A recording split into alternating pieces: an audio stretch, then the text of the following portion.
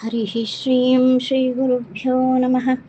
सर्वैर्गिरीन्द्रसदनैः मदनोऽपि धारयैः दूरीकृतश्च बदरीपुरवासिभिस्तैः यस्याश्रयात् सकलदैवतदैवतेशं व्यासं सुशान्तमनिशं मनसा स्मरामि। आचार्यः पवनोऽस्माकम् आचार्याणि च भारती देवो नारायणः श्रीशः देवी मङ्गलदेवता।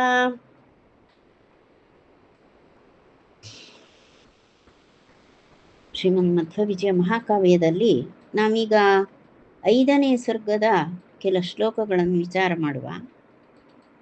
ಈಗಾಗಲೇ ಈ ಪೂರ್ವ ಕಥೆಯನ್ನ ಹೇಳಬೇಕು ಅಂದರೆ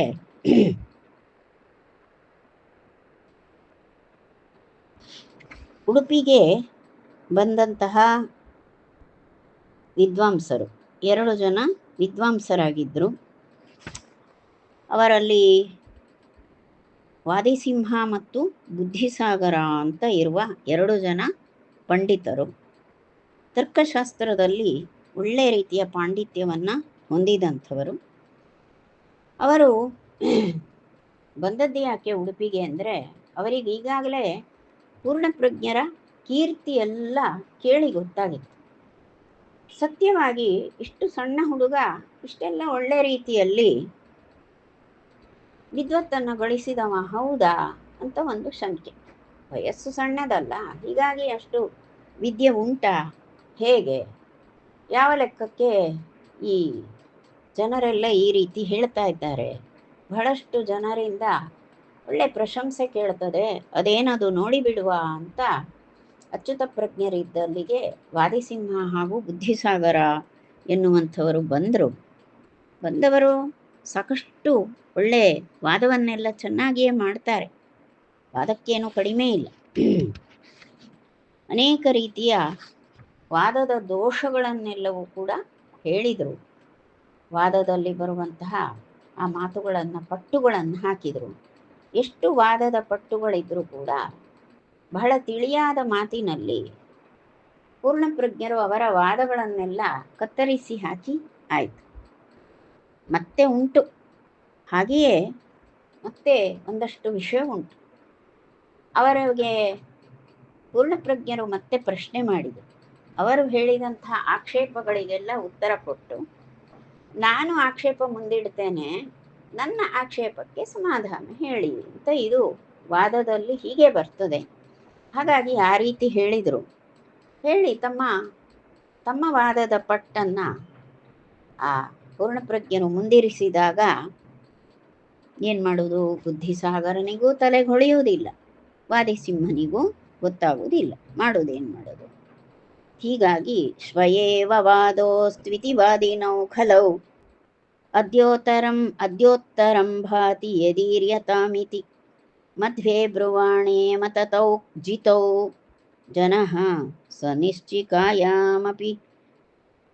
ಸನಿಶ್ಚಿಕಾಯಾಪಿ ನಿಶಾಪಲಾಯನಾದ್. ಆಗ ಅವರು ಹೇಳಿದರು, ಹೌದು, ನೀವೇನೋ ಪ್ರಶ್ನೆಯನ್ನಿಟ್ಟಿದ್ದೀರಾ, ಆಕ್ಷೇಪವನ್ನಿಟ್ಟಿದ್ದೀರಾ, ನಿಮ್ಮ ಆಕ್ಷೇಪಕ್ಕೆ ನಾನು ಸಮಾಧಾನ ಕೊಡಬೇಕು. ನಾವಿಬ್ಬರು ಒಂದು ಕೆಲಸ ಮಾಡುವ, ಈಗಾಗಲೇ ಸಾಕಷ್ಟು ಸಮಯ ನಾವು ವಾದಗಳನ್ನು ಮಾಡಿದ್ದೇವೆ, ವಾದ ಸಾಕಷ್ಟು ಸಮಯ ಆಗಿದೆ. ಇನ್ನು ಮುಂದೆ ಶ್ವಯೇವ ವಾದೋಸ್ತು, ನಾಳೆ ಆಗಲಿ, ಮುಂದಿನ ವಾದವೆಲ್ಲ, ಈಗ ನಿಮ್ಮ ಆಕ್ಷೇಪಕ್ಕೆ ಉತ್ತರವೆಲ್ಲ ನಾಳೆ ಆಗಲಿ, ನಾಳೆ ವಾದ ಮಾಡುವ ಅಂತ ಹೇಳಿ ಆ 2 ಜನ ಖಲವು ವಾದಿನವು ಅಂತ, ಆ ದುಷ್ಟಚಿತ್ತರಾದಂತಹ ವಾದಿಗಳು ಈ ವಾದ ನಾಳೆಗಿರಲಿ ಅಂತ ಹೇಳಿಬಿಟ್ಟು, ಆಚಾರ್ಯರು ಹೇಳ್ತಾರೆ, ಅದ್ಯೋತ್ತರಂ ಭಾತಿ ಯದಿ ಈರ್ಯತಾಮಿತಿ. ಅಲ್ಲ, ಒಮ್ಮೆ ಈಗಲೇ ನಿಮಗೆ ಉತ್ತರ ಹೊಳೆದ್ರೆ ಹೇಳಿಬಿಡ್ಬೋದಲ್ಲ, ಏನು ಒಂದು ಸಣ್ಣ ಆಕ್ಷೇಪ ಇಟ್ಟಿದ್ದೇನೆ, ಒಂದು ಸಣ್ಣ ಆಕ್ಷೇಪಕ್ಕೆ ಎಷ್ಟು ಸಮಯ ಬೇಕು, ಈಗ ನಿಮಗೆ ಉತ್ತರ ಹೊಳೆದರೆ ಈಗಲೇ ಹೇಳಿಬಿಡಿ, ಸಮಾಧಾನ ಹೇಳಿಬಿಡಿ, ವಾದವನ್ನು ಮುಗಿಸುವ, ಹೇಳಿ ನೀವು, ಇಷ್ಟಕ್ಕಾಗಿ ನಾಳೆ ಯಾಕೆ ಅಂತ ಕೇಳಿದರು ಆಚಾರ್ಯರು. ಮಧ್ವೇ ಬ್ರುವಾಣೆ ಮತತೌ ಜಿತೌ ಜನಃ. ಆದರೆ ಈ ರೀತಿ ಮಧ್ವರು ಹೇಳಿದಾಗ ಅವರಿಗೆ ಉತ್ತರ ನಾಳೆಗೆ ಆಗಲಿ ಅಂತ ಮತ್ತೆ ಒತ್ತಿ ಹೇಳಿ ಎದ್ದು ಬಿಟ್ರು ಅವರಿಗೂ. ಯಾವಾಗ ಅವರು ಇಬ್ಬರು ಎದ್ದು ನಿಂತು ಹೊರಡೋದಕ್ಕೆ ಅವರ ಬಿಡಾರಕ್ಕೆ ಹೊರಡ್ತಾರೋ ಅದಲ್ಲಿಗೆ ವಾದ, ಆವತ್ತಿನ ವಾದ ಮುಗೀತು. ಮತ್ತೆ ನಾಳೆ ನೋಡುವ ಅಂತ ಅವ್ರು ಹೇಳಿದ್ದಾರೆ. ಹೇಳಿಕೊಂಡೆ ಹೊರಟು.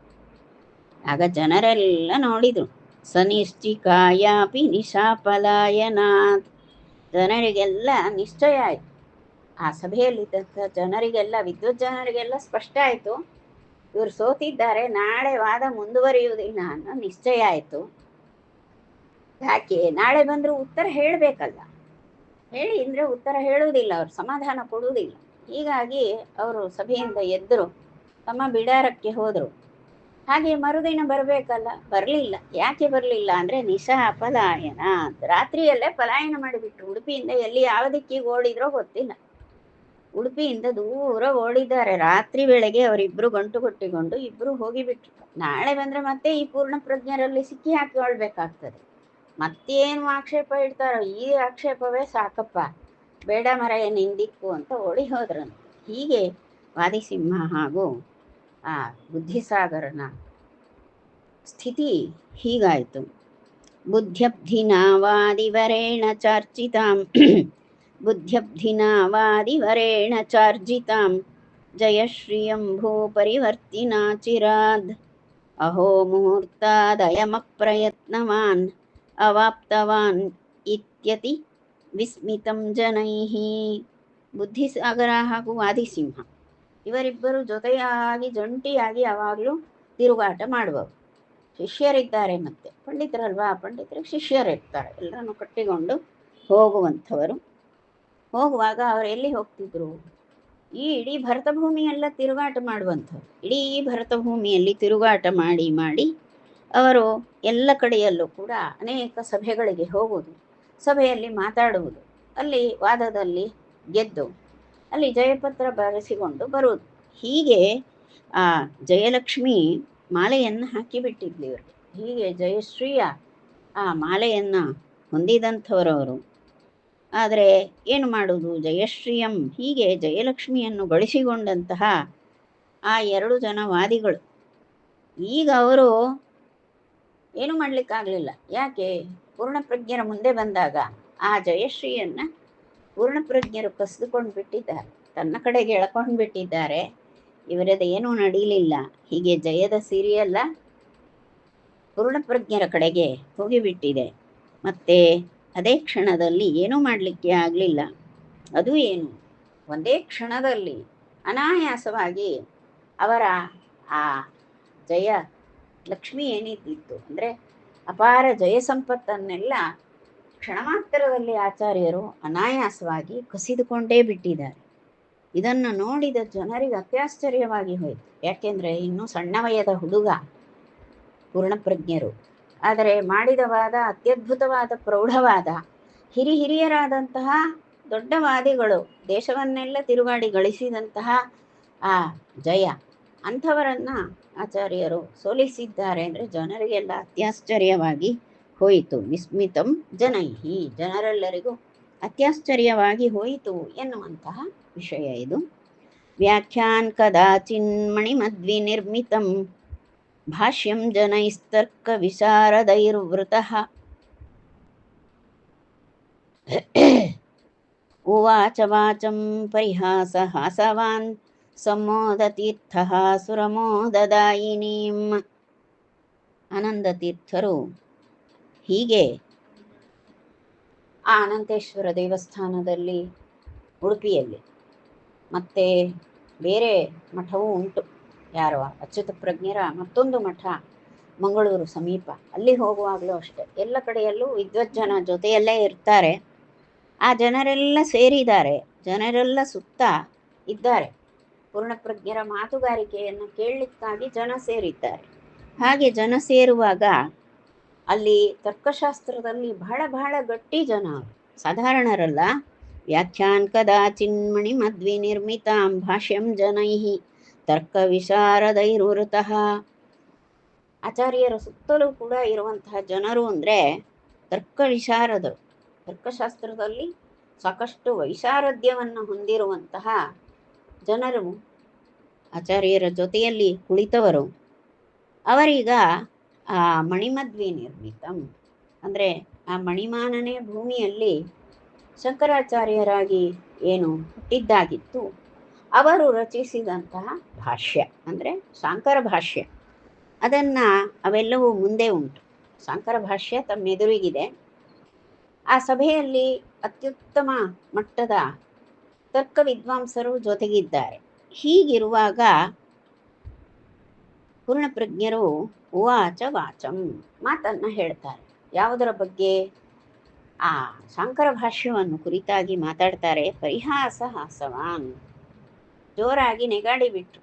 ಅದರಲ್ಲಿ ಸ್ವಲ್ಪ ಪರಿಹಾಸ ಸೇರಿತ್ತಂತೆ. ಯಾಕೆ ಹಾಗೆ ಅಂದರೆ, ಏನಪ್ಪ ಹೀಗೂ ವಾದ ಮಾಡ್ತಾರ, ಎಲ್ಲ ಶ್ರುತಿವಾಕ್ಯಗಳಿಗೆ ವಿರುದ್ಧವಾದಂತಹ ವಾದಗಳನ್ನೇ ಮಾಡ್ತಾರಲ್ಲ, ಇದು ಎಂಥದ್ದು? ಇದು ಶ್ರುತಿಗೆ ವಿರುದ್ಧವಾಗಿ ಹೋದಾಗ ಅದೆಲ್ಲಿ ನಿಲ್ತದೆ? ಯಾವ ತತ್ವಜ್ಞಾನ ಆದೀತು? ಇದು ಎಂಥ ಭಾಷ್ಯ ಅಂತ ಬೇರೆ ಹೆಸರು ಇದಕ್ಕೆ. ಶಾಂಕರ ಭಾಷ್ಯ ಅಂದರೆ ಬಹಳ ಇಂದಿಗೂ ಕೂಡ ಬಹುಜನರು ಅಧ್ಯಯನ ಮಾಡುವವರೆಲ್ಲ ಮೆಚ್ಚಿಕೊಳ್ಳುವವರಿದ್ದಾರೆ.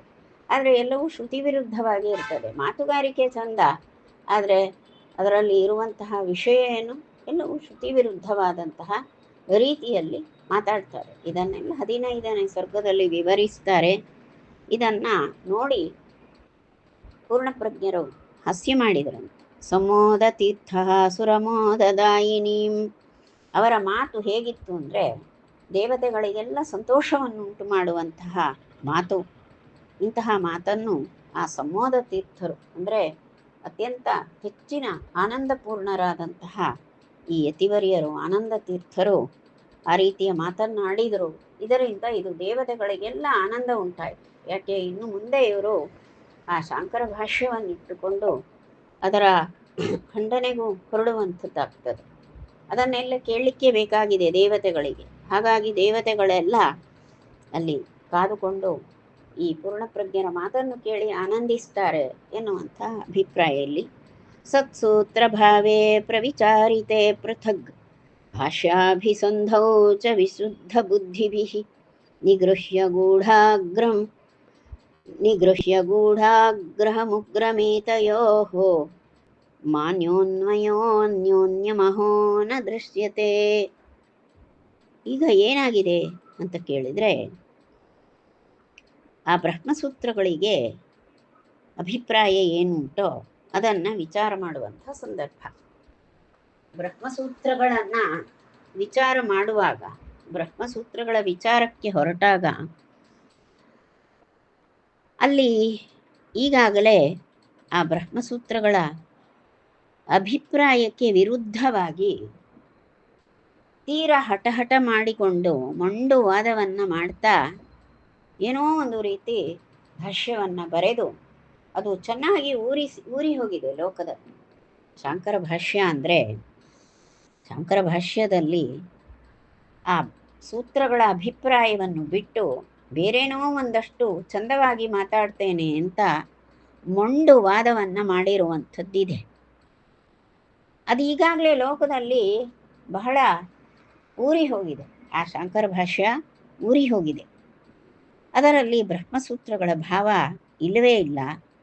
ಮತ್ತು ಆ ಶಾಂಕರ ಭಾಷ್ಯದ ಒಳ ಅರ್ಥ ಏನುಂಟು? ಹಾಗಾದರೆ ಮೇಲಿಂದ ವಿರೋಧ ಕಾಣ್ತದೆಯೋ, ನಿಜವಾಗಿ ವಿರೋಧವೇ ಹೌದಾ? ಸಂಪೂರ್ಣವಾಗಿ ಸಕಲವಾಗಿ ವಿರೋಧವೇ ಹೌದಾ? ವಿರುದ್ಧವಾದದ್ದ? ಅಥವಾ ಅದರಲ್ಲಿ ಒಳ ಅರ್ಥ ಉಂಟ? ಮತ್ತೆ ಮೇಲ್ನೋಟಕ್ಕೆ ವಿರುದ್ಧ ಕಾಣಲು ಹಾಗೇನಾರು ಆದೀತಾ? ಹಾಗಾದರೆ ಸರಿಯಾದ ಸೂತ್ರ ಅಭಿಪ್ರಾಯವನ್ನು ಹೇಳ್ತಾರೋ ಅಥವಾ ಸೂತ್ರಾಭಿಪ್ರಾಯಕ್ಕೆ ವಿರುದ್ಧವೋ ಎನ್ನುವುದನ್ನು ವಿಚಾರಿತೆ ಅಂದರೆ ವಿಚಾರ ಮಾಡ್ತಾ ಇರುವಂಥ ಸಂದರ್ಭದಲ್ಲಿ ಎಲ್ಲ ವಿಷಯವನ್ನು ಕೂಡ ಶಾಂಕರ ಭಾಷ್ಯದ ಎಲ್ಲ ಸಾಲುಗಳನ್ನು ಬಿಡಿಯಾಗಿ ನೋಡಿದರು. ಅದನ್ನು ನೋಡಿದರೆ ಏನಪ್ಪ ಇದು ಈ ರೀತಿ ಇದೆ, ಸೂತ್ರದ ಅಭಿಪ್ರಾಯವೇ ಒಂದು, ಇವರು ಭಾಷ್ಯ ಅಂತ ಬರೆಯುವುದೇ ಬೇರೆ. ಈ ಭಾಷ್ಯಾಭಿಪ್ರಾಯಕ್ಕೂ ಭಾಷ್ಯದಲ್ಲಿರುವಂಥ ಮಾತುಗಳಿಗೂ ಸೂತ್ರದ ಅಭಿಪ್ರಾಯಕ್ಕೂ ತಾಳ ಇಲ್ಲ, ಮೇಳ ಇಲ್ಲ, ಏನೂ ಯಾವ ರೀತಿಯಲ್ಲೂ ಹೊಂದಿ ಬರೋದಿಲ್ಲ. ಈ ರೀತಿಯಾಗುವಂತಹ ಏನೂ ಹೊಂದಿಕೊಳ್ಳಲಾಗದಂತಹ, ಏನೂ ಹೊಂದದಂತಹ ಈ ರೀತಿಯ ಭಾಷ್ಯ ಏನು ಬರೀತಾರೆ? ಇದು ಭಾಷ್ಯ ಅಂತ ಹೆಸರು. ಸೂತ್ರ ಉಂಟು, ಸೂತ್ರಕ್ಕೆ ವ್ಯಾಖ್ಯಾನವಾಗಿ ಭಾಷ್ಯವನ್ನು ಬರೆದಿದ್ದಾರೆ. ಆದರೆ ಭಾಷ್ಯದಲ್ಲಿ ಇರುವಂತಹ ವಿಷಯವನ್ನು ಬಿಡಿಸಿ ನೋಡಿ ಅದರ ಒಳ ಅರ್ಥವಾದರೂ ಉಂಟಾ ಅಂತ ನೋಡಿದರೆ ಯಾವ ರೀತಿಯಲ್ಲೂ ಮೇಲ್ನೋಟಕ್ಕಾಗಲಿ ಒಳ ಅರ್ಥವನ್ನು ವಿಚಾರ ಮಾಡುವಾಗಲಿ ಎಲ್ಲಿಯೂ ಕೂಡ ಮೂಲ ಸೂತ್ರ ಅಭಿಪ್ರಾಯಕ್ಕೆ ಹೊಂದಿಕೆ ಆಗದಂತಹ ಭಾಷ್ಯ ಇದು. ವಿರುದ್ಧಾರ್ಥವನ್ನು ಕೂಡ ಹೇಳುವಂಥದ್ದಾಗಿದೆ. ಇದೆಂಥ ಈ ಒಂದು ಇಂಥದ್ದೇನು ಇದು, ಇದು ಹೇಗಾಗ್ತದಪ್ಪ, ಇದು ಯಾವ ರೀತಿಯಲ್ಲಿ ನಮಗೆ ಭಾಷ್ಯ ಅಂತ ಇದನ್ನು ಹೇಗೆ ಹೇಳುವಂಥದ್ದಾದರೂ ಹೇಗೆ, ಇದೆಂಥದಿದ್ದು ಅಂತ ಹೇಳಿ ಅದನ್ನು ಆಚಾರ್ಯರು ಅದನ್ನು ಮನ್ನಿಸಲೇ ಇಲ್ಲ. ಅದರ ಜೊಳ್ಳುತನ ಗೊತ್ತಾಯಿತು.